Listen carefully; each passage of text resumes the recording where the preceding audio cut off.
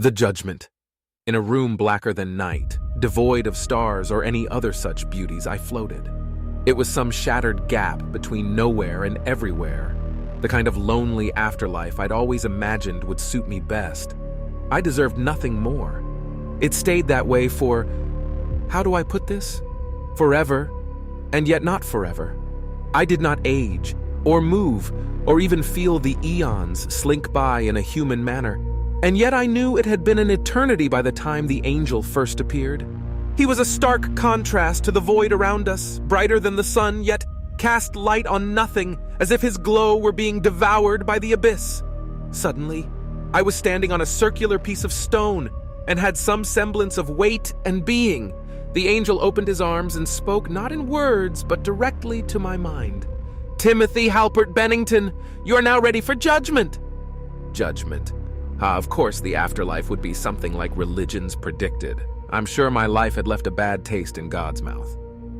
I didn't respond, only stared into the nothing below me.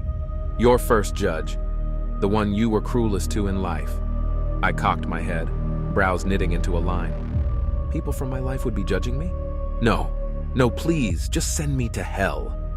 My eyes tried to shut, like slamming the door behind you to avoid a conversation you don't want to deal with, but something kept them open. The angel hadn't moved a muscle, and yet I knew it was him. A pocket of light smudged something within itself. That smear of darkness stepped forward onto another stone tile and clarified as the pocket zipped up. It was her. I knew it would be, but that didn't make it any easier to bear. "Oh, Timmy, you're so young," she said, a soft smile on her face. "I've missed you so much." I couldn't meet her eyes and searched for words, but my lips only trembled, mouthing empty motions. My eyes fell to the stone beneath her. "Look at me, Timothy," I obliged. "When you were a boy, no more than 15, you once burned all of my photo albums. Not just the ones with your father in them, but the ones of us, family trips and gatherings, every memory I ever had. They were erased forever. Those last bits I had of him and our carefree times. I cried every day for a month when you weren't home. That was my joy. Mementos of when life was simple and fun, which you turned to ash." There was nothing I wanted more than to squeeze my eyes shut, but I could not. I was forced to watch the sadness in her eyes as she spoke. "That was your most cruel action. It hurt me more than when your father left us. He had always been unkind, but for you, the light of my life, to torch away our memories like that, it broke me." Before I could muster the courage to apologize, she slipped away into light. I felt sick, so humanly sick in my stomach, but knew there would be no relief. One does not vomit in the afterlife. The angel offered me no reprieve. "Your second judge, the one you were most kind to." Once more a flash, and once more an approach. My eyes widened, face flickering as I tried to understand. "You didn't expect to see me again, did you?" Her smile was wide and bashful. "How?"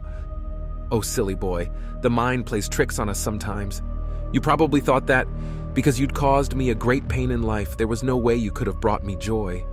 But life is not that black and white. It's so much more than that." Still I searched, and still I found no words. "You were harsh, even cruel, at times.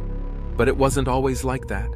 Your pain changed you, and even then you weren't a purely cruel person, just one that lashed out once in a while because you didn't understand how to handle it. Life can get very confusing. This is my favorite story. When you were 10, such a cute little man, you wrote me a poem for a school project. I'll never forget the words on that card. To Mom, my bestest friend. I love you more than gummy bears or mac and cheese. You make me happier than Racer when I drop a potato chip and he eats it. Happy birthday to the best mommy in the whole wide world." You wrote that on a card decorated with hearts and smiley faces. You didn't know it, but that was right when I'd first been diagnosed and your father started to show signs of his poor character as a man. Then on top of it, you cooked me dinner, and it was so bad, but I ate every bite. It was the best meal I've ever had. Never in my entire life have I felt as happy as I did in that moment. You were such a deeply caring boy before everything went wrong. I barely even remembered any of that. Had I really done something to make her happy? Why didn't I remember it? when I remembered such other terrible things so clearly. She disappeared into the light as I searched my soul, digging for answers but only turning up dirt. The angel, kind as he was, did not let me take a moment to figure things out. Your third judge, the one whose life you saved. I froze. The one whose life I saved? I'd never saved a life. I'd only done things far from it. Perhaps it was standard practice, and no one would walk through the portal this time. But, just like clockwork, she was back again, her smile warmer than the halo over her head. I gaped at her. No, I killed you. This makes no sense. I didn't save you. Is this some kind of sick joke? Do angels play pranks on people? Oh, sweetie, she said, shaking her head. It was mercy. Besides, the sickness had already stolen me. Letting me go in peace in no way makes it your fault. Have you held yourself accountable all this time? I couldn't find it in me to respond, mashing my teeth together instead. It was my time to go. There was so much pain and suffering that plagued me. In the end, my sickness was no fault of yours. The fact that you put all your hurt aside and stayed with me so I wouldn't be alone meant more than the world. You did the most brave thing a boy can do for his mother and saved me. Finally, there were words I found that I'd been looking for, choked and jagged as they were. I love you, Mom. I'm so sorry I wasn't a better son. Shh, now, darling, your hurt is almost over. I'll be waiting for you. One final time, she faded away. And now, your final judge, the angel said. The one whose life you took. My nails bit into the skin. I clenched so hard, and I breathed deep to keep myself together in front of the angel overseeing it all. Though, honestly, hiding things probably didn't work when in the presence of godly beings. For when the swirling portal of light opened, it was not my mother that walked through as it had been the previous 3 times. No. It was someone much more familiar and somehow more terrifying. Me. I fought hard to look away. Harder than I'd fought before, but I just couldn't. There was no power in me wherever I was, and so I simply stood there, frozen and sobbing at my own reflection. This is probably pretty rough for you, he said, pursing his lips.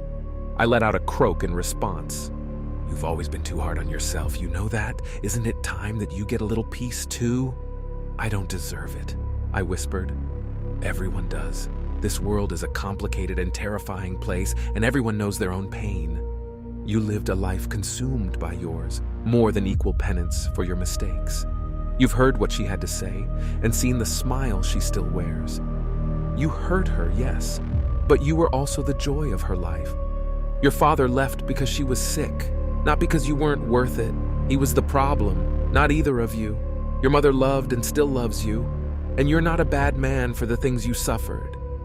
I only wish I could have shown you that earlier. But alas, I digress. Let's not do this. You've spent long enough convincing yourself you don't deserve to be happy. It's time to rest now, Tim. Be at peace. He held out a hand.